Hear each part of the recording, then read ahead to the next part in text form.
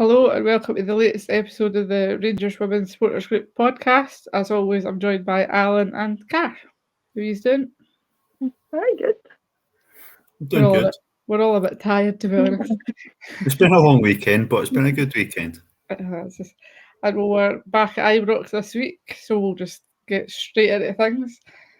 We started off fairly similar to last week. We had Fife in goals, McLaughlin, Hill, Docherty, McCleary, Cornet, McLean, Hay, Rowe, Hardy and Hewitt, and a returning Lizzie Arnott on the bench, Alan.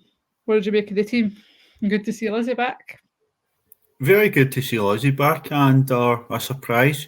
We only found out she was back in training yesterday, and then she's on the bench today, which was a bonus. Obviously didn't see her back on the pitch, but just having her back around the team is definitely a bonus. And if anybody's watched Joe's interviews pre and post match, she's talking about how it's been good to sort of slowly drip people back into the team, which doesn't leave us too many still on the injured list right now. Yeah, we're going to get that strength and depth, Car, and we had Jane Ross at the Edmonton House kind of talking about her recovery as well, so she doesn't seem like she's too far away from it either. No, we're finally at a point where we've got more healthy players than injured players, which is a nice place to be at. But I said before the game I don't think Lizzie will play, and she didn't end up getting a chance to come on, but we didn't really need her today, to be honest. Like, the strikers did all that they needed to do, and defenders chipped in as well. So I was fairly comfortable with the squad. I wasn't overly happy that Jenna had started, but I feel like that's becoming a common occurrence these days. But she didn't really do much wrong. There's a few things in there that I would like to see nipped out of our game, but overall a very strong squad and a happy me. And everyone, I think we're all quite happy with the team that was out. Yeah, I think so. So for all it was a strong team, Alan, we kind of came out and were a bit stuttering. Again, I think they kind of let the occasion get to them, and it was just a bit of a stuffy 30 minutes. Hibs had a few chances, we had a few chances, but nobody was getting the upper hand. It's a wee bit probably what you say, maybe the occasion getting to players, but it's been a part of the last couple of games where we've not started particularly well. It's something that Joe and Jay will definitely need to work on. We won't get away with that all the time, and we certainly won't get away with starting slow and pensive next week, which we'll go on to talk about. But we kept working hard, even though it wasn't really coming off, and it was just, you felt, a matter of time before it eventually clicked and we started breaking Hibs down. Yeah, Kat, was it a surprise that were kind of slow to start? Because we have had a few games there at Ibrox now over the last couple of seasons. So were you surprised at how slow we started? Were you expecting us to come out firing, considering the recent results? Yeah, I thought we would come out quite kind of overbearing on Hibs, just because we tend to have that effect on them, and they've been struggling a little bit the last couple of weeks. So there were spells of really good play, really nice, quick passing, good movement, and then all of a sudden we couldn't find the player to get the pass to. People weren't in the right places, so it's a bit slow and kind of tepid almost. And then we got that first goal, and that really just kind of opened us up to go on and smash Hibs, for lack of a better word. But we need to work on that. We really do need to come out firing, get an early goal, because I think once we get the goal, it settles down the team. So I think we just need to work on getting that early goal, and then we'll be all right. Yep. So Alan, we had our first goal on 31 minutes. And it was Kirsty Hewitt, and she had a wee knee slide. You love to see it. Yeah, I think the players partly enjoy playing at Ibrox because it's a bit more forgiving to go in these slides. Good goal by Kirsty. Just took that well. It was quite a common theme in the game that we were getting frustrated. We were taking far too many touches before getting a shot away, but Kirsty McLean laid the ball off to Kirsty Hewitt, who took a shot early, beat the keeper at the near post, and keeper obviously didn't have a particularly good game. It was very sort of hit and miss. but she's been caught out there at near post, and Kirsty's got us off and firing.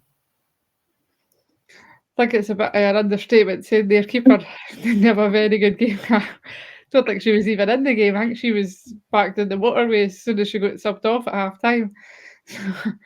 We're 1-0 up. It was Kirsty Howitt, and then after that, the kind of goal started coming. Second was only a few minutes later. Rio Hardy, another goal, doing what she does best.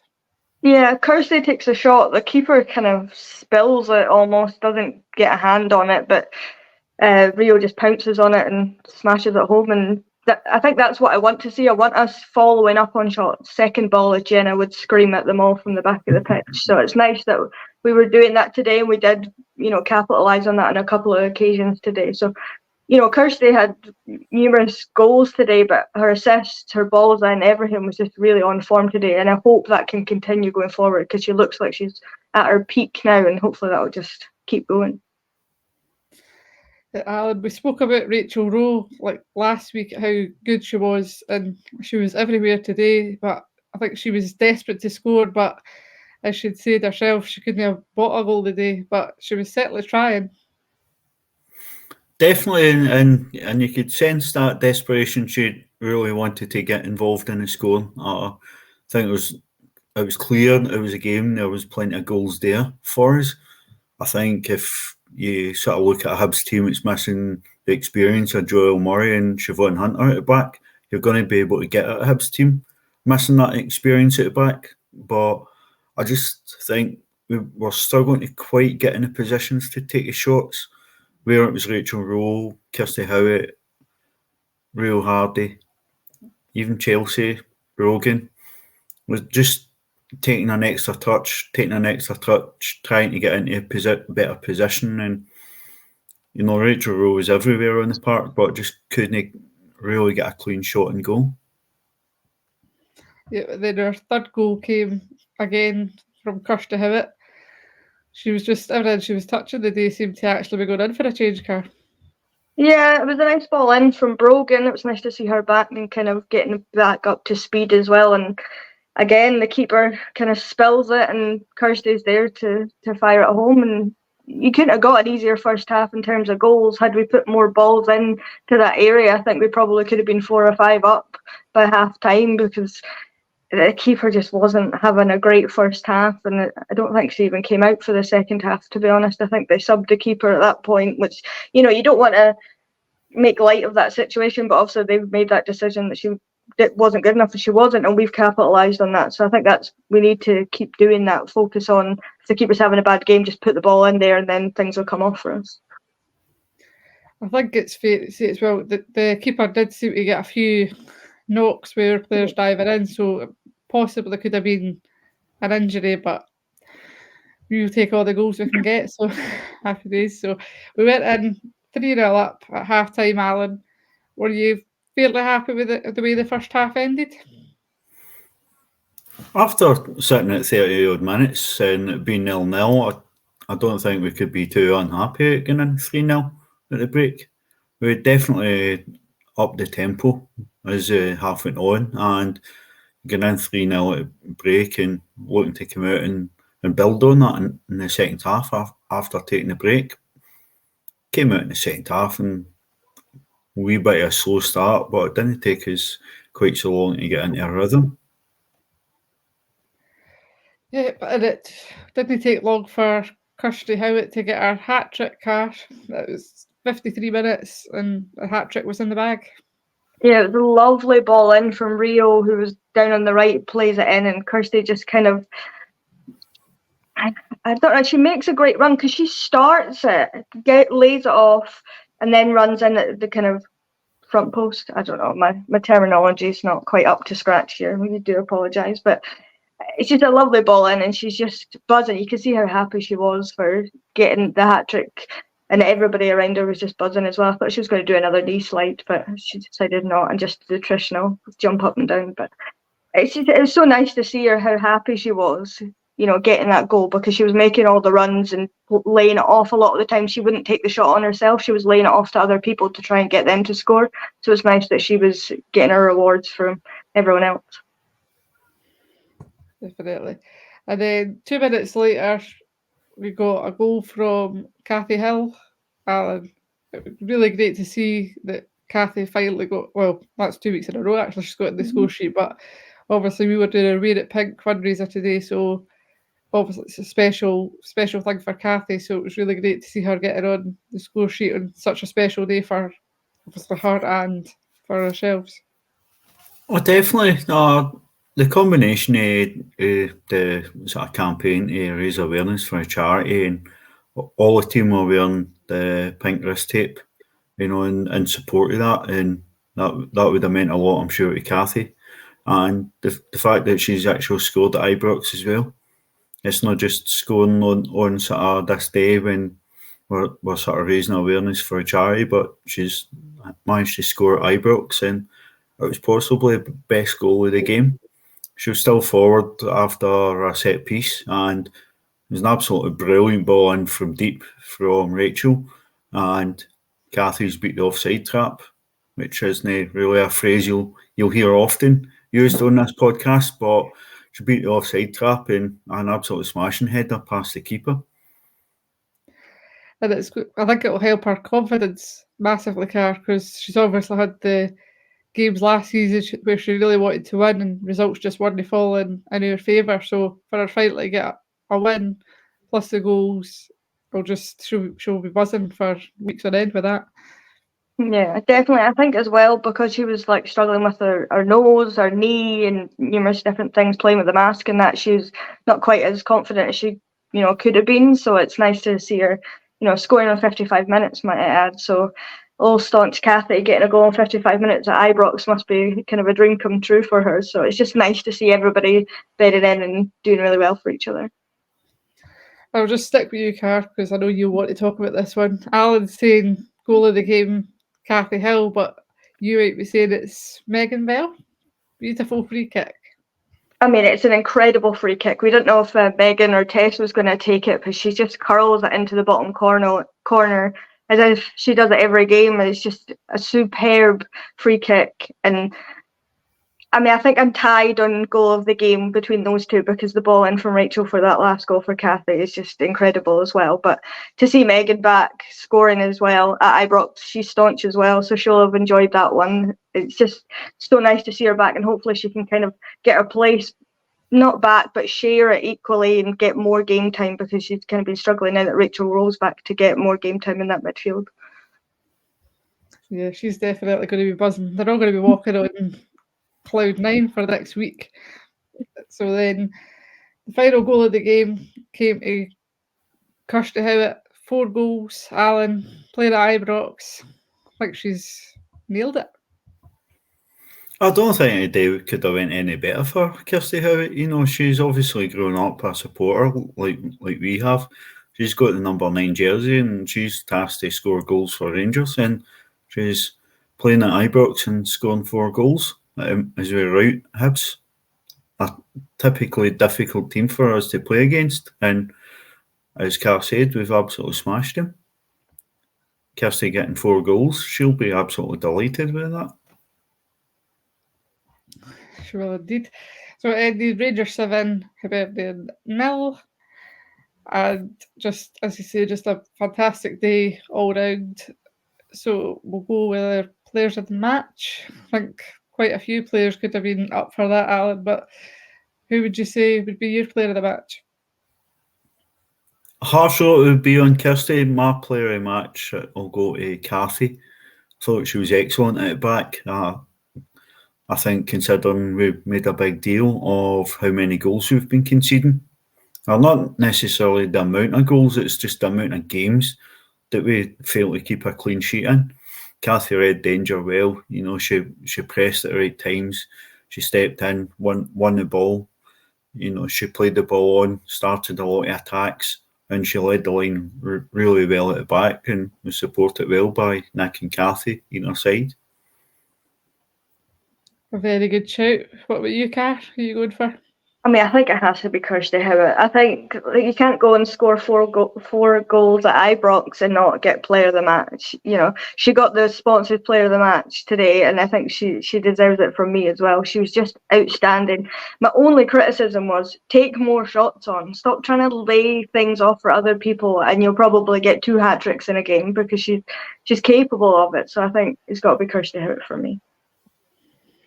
Well, I think for me, I think these are both very good shouts, but I think Rachel Rowe could be in with a shout. She was doing absolutely everything, bar scoring. Rachel McLaughlin could be in with a shout. She's just absolutely fantastic for us.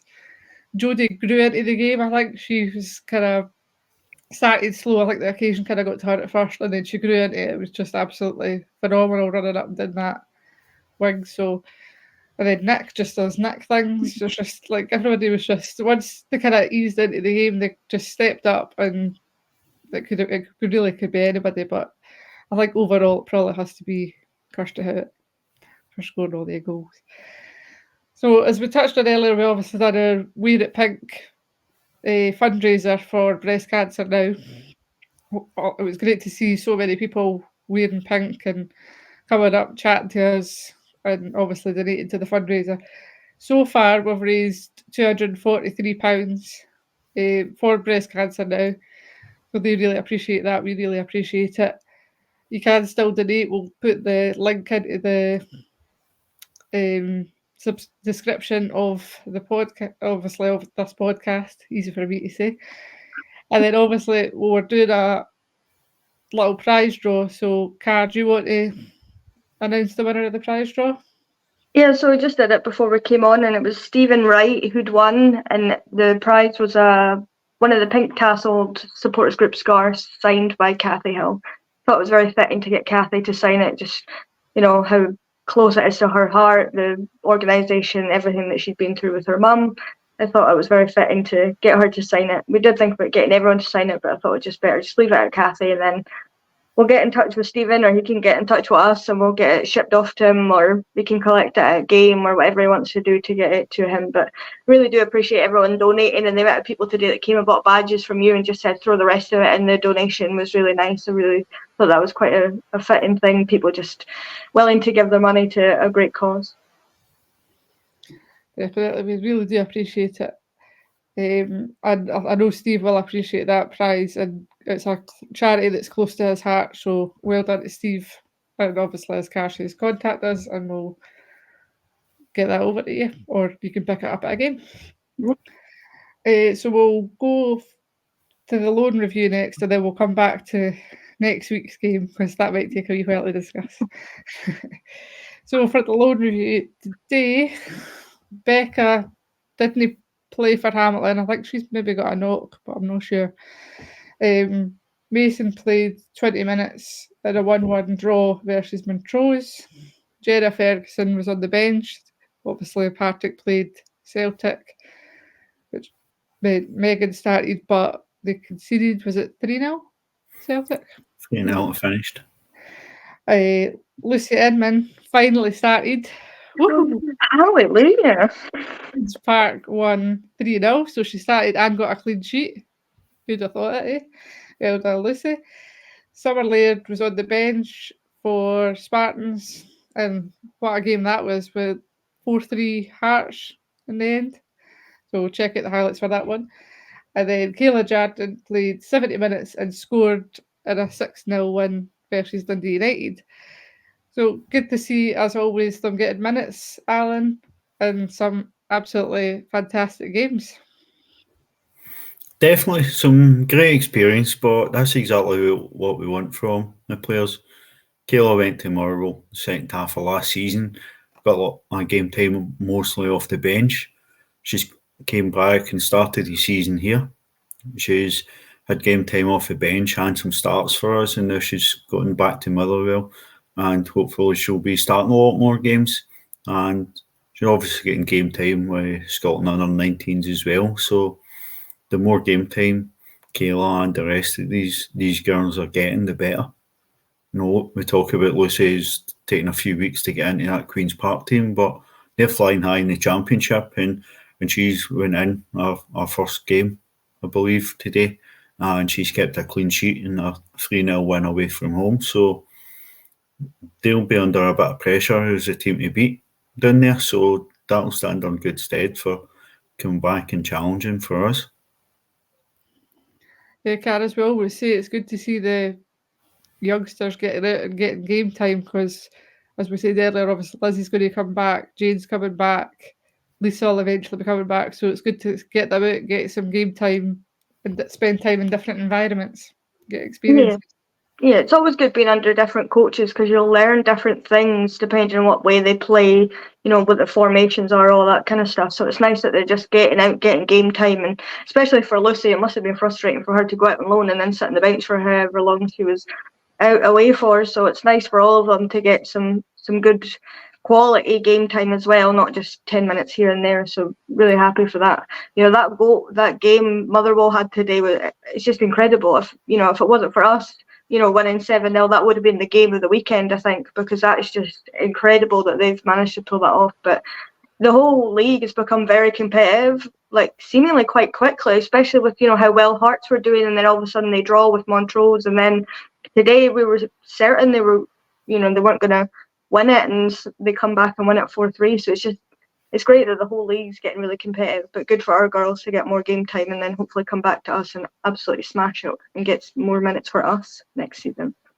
Maybe a bias will say if someone was brought on for Spartans and added some calmness to that defence, he might have held on and got the 3 points. Maybe that's just our blue-tinted specs. Well, there's every chance because, she has played some minutes for us and she's done really well, so you just never know. Scotland was under 19s, I want to say. We're also playing 17s. 17. Was it 17s? 17s, because otherwise, ignore that. 17s, where Laura Berry scored for them today. It was a 2-2 draw with Italy, so good experience for her. I think the other goal was Sophie Martin. Yeah. I believe Laura Berry's also been captain in the 17s. She has been, yeah. So it's good experience for her, Kat. And we seem to have our youngsters being captain for Scotland quite a lot. So that says quite a lot about our academy, I think. It does. It definitely shines a light on how good our academy is, and we are all big fans of Laura Berry here, so it's nice for her to go and get a bit more experience elsewhere. And I think it's something to do with that group. They've now qualified or something. They're up a league or something. I don't really understand how all this works with the qualification stuff, but I'd seen a tweet that it meant because they were third, they'd cemented their place or something in qualifying. I don't know. Yeah, I had briefly seen something, but that's what I was just searching for. It says, place in the top 3 secures your place in League A once again for round 2 qualified. So that's good. Good experience. Good that they're a bit there because there were 4 points that they got for the 3 matches. So good experience, good goals, more experience for the youngsters. So yep, all good there. And then obviously next week we are back in action. We're away, and it's to Celtic, Alan. So it's Airdrie. Tickets are on sale via Airdrieonians if you want to part of your cash and give it to that lot. What do you think the team's going to be like next weekend, Alan? Do you think there'll be many changes for today, considering how well we played? I'm not sure if there'll be many changes. I think we'd probably be more comfortable on this podcast if we have a change in goals. We've put ourselves under a lot of pressure in games by passing it from the back, and I think we'll be punished if we give so many chances away next week. I do think we can take great comfort in the spread of goals across the team. I think we'll sort of need to go deep into the game next week to win the game, and I think it will be necessary to have a contribution for more than just the 11 who start. I think the players that came on today, Carol, have kind of gave Joe a bit of a headache because obviously like Megan came on, scored, Tess came on, kind of calmed things down. So they've got such good strength and depth that Joe could put any 11 players out and you'd expect a good performance and result, really. Yeah, just hopefully we can go out and start strong and then continue strong the whole game, because Celtic will find a way to get a goal deep into the game or whenever they need it, and they're going to probably be right on top of us because they've signed a lot of quick technical players. So I think we need to be really on our A game. But from what some of the players have said, I think they're all very aware of what they need to do next week. So I think maybe they've had one eye on that, in these last couple of games, and maybe taking the foot off the gas a little bit just to save some for that game. But I think she'll probably go fairly strong. Maybe Libby Bance will start because she's very quick, and I think she offers us quite a lot with her crossing ability. So maybe she'll start next week. But I mean, it's definitely a good headache to have rather than the short bench that we had before with a few kind of under 17s on the bench. It's nice to have a full flesh squad now. And if Lizzie's at the point where she's ready to come back, maybe she could come off the bench next week and help us out if we need it. But it's nice to have that problem, isn't it? Have so many good, talented players that you can pick from. Yeah, obviously, Alan, Celtic are very strong now as well. I think they're still obviously unbeaten in the league. They've only really lost to us in pre-season, and then they got kicked out of Europe fairly quickly. But in the league, they have been very strong. So we're going to need to kind of start quicker than we have been recently. Definitely. I think making sure that we get into the game early. I think if we start struggling to make passes early on, we'll be in for a long night. I think we saw last season we probably deserved to win the first game against them. We probably deserved to win the first game against Glasgow City, but we drew both of them. We've drawn with Glasgow City this season. I just don't see any way we can afford for confidence in the team to fail to go to Airdrie and win on Sunday.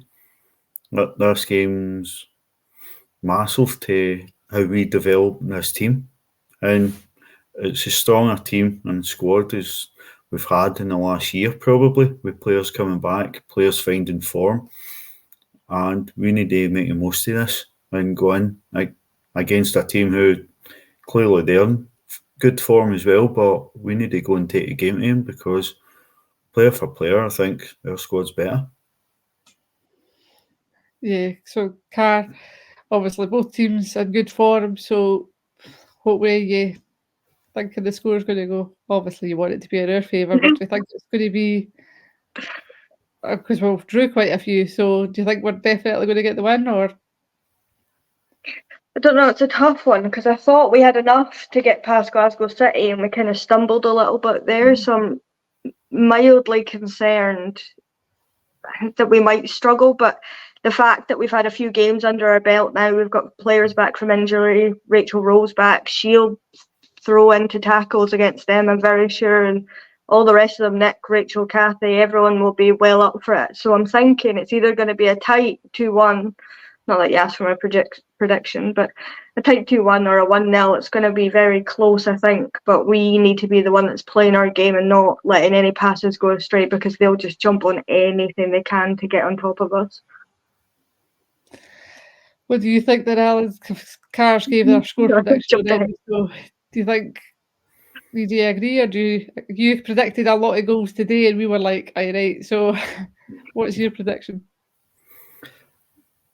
I'll go 3-1. I think it'll go very deep into the game, and I think we might be able to get a goal to clinch it and just put some gloss on it when they're throwing everything at us. I'm going to be very conservative and just say 1-0 Rangers. Too many goals to the pass with that these games. I'm not going that high. So Alan, on the scores, do you want to just kind of go over the score predictor this week? Yeah, I'll still to finish off doing the table, but by the time anybody gets to this point in the podcast, it'll be up on the Facebook group. Some of the higher scores we've seen in a few weeks, and Carr, along with Gordon Hall, top scores for the week with 20 points. Montrose getting a point at Hamilton, and Motherwell absolutely battered Dundee United were the two sort of results that threw up most problems for people. But a lot of people got most, if not all, results correct. A handful of correct scores in there as well, boosted some scores. So, give me 2 minutes and I'll be back on. But I'll let you talk about fantasy football.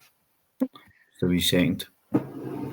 No, I think the fantasies, well, for the men, was they obviously happening this week because it was international duty. And the women's one was going. I've not actually had a chance to check how we've done, but I think Alan was fairly high up with that. How you been doing it, Car? You been lingering at the bottom, same as the men? I'm pretty much just at the bottom of everything apart from the score predictor, which I've kind of got up there this week because of the Montrose score really helped me with getting it that bang on a 1-1, so that helped me this week. But I mean, the fantasy football is definitely not my strong suit. I think I'll just stick to my day job and not try and capitalise on that because it's not been very good at all.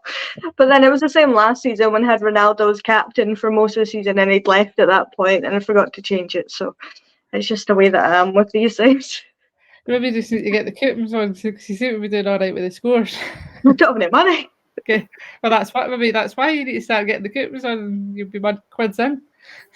Maybe.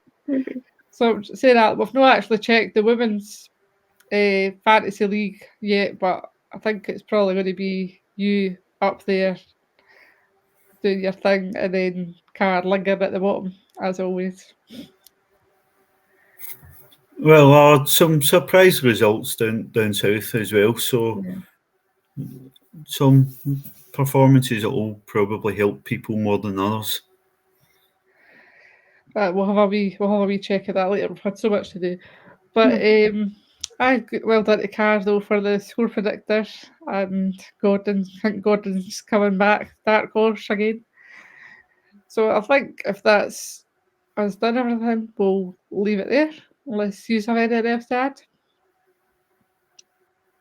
I mean, we're looking at new scarves. I don't know if we mentioned this last week. We're looking at new scarves and they'll be in the works fairly shortly, hopefully, provided everything's sorted for the next coming days. So we'll, get that posted out in the Facebook group and Twitter and that once they're around and organised.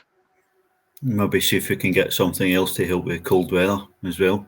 We can get something out soon. Very, very soon. So if that's us, then we'll just wrap it up there. Thanks again for watching. We'll stick some things in the description, so check it, links and whatnot there. So as always, thanks to Alan and thanks to Car. We'll see Thanks you again. to you. Thank you very much.